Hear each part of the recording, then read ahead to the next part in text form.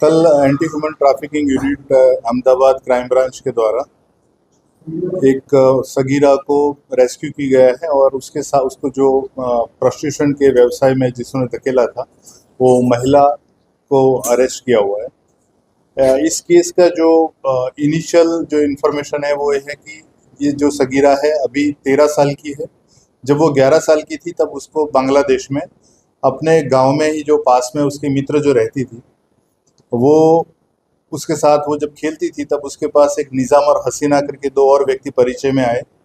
और उसको चॉकलेट वगैरह का लालच देने लगे कुछ टाइम तक, और फिर बाद में एक दिन वो रात को उसको लेके वहाँ से निकल गए और जंगल के रास्ते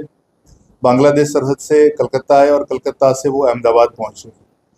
ये जो सगीरा है जहाँ बांग्लादेश में गुम हो गई थी, वहाँ पर उसके पेरेंट्स ने वहाँ पर उसकी मिसिंग की नोट करवाई थी और वहाँ कुछ टाइम के बाद वहाँ की जो एनजीओ काम कर रही थी उन्होंने दिल्ली में काम कर रही एनजीओ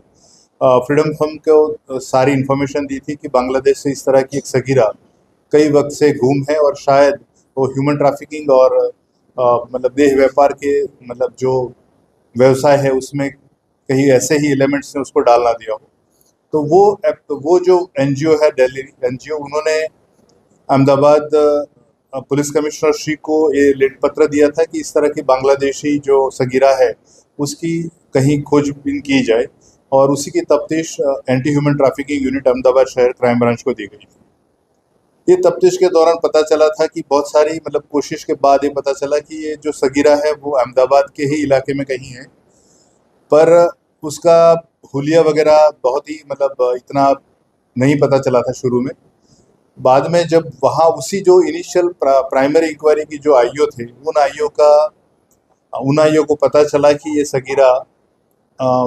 यहाँ पर अहमदाबाद शहर के नारोल एरिया में है। तब क्राइम ब्रांच और उनकी साथ की टीम में गश्त लगा के इनको सगीरा को रेस्क्यू किया गया और उसको जो रख रही थी महिला, जो नाम है उसका सुलोता सिंह, उसके पति का नाम है आलोक सिंह और जो बेटा है सनातन सिंह, वो उनके घर रखी गई थी। और पहले शुरू में वो लोग चांदलोड़िया से लाए थे उसको, कोई एक अननोन महिला है जिसका भी पता नहीं चला है, पर उसने सगीरा को ये सुलोता सिंह को 40,000 में बेची थी, ऐसा प्राथमिक पूछताछ में पता चला है। और जब इनको रेस्क्यू किया गया और काउंसलिंग के बाद अच्छे वातावरण में जब उससे पूछताछ की तो उसने सारी घटना बताई कि कब कैसे उसको बांग्लादेश से जंगल के जरिए रास्ते के जरिए वहाँ कलकत्ता लाया गया और कलकत्ता से अहमदाबाद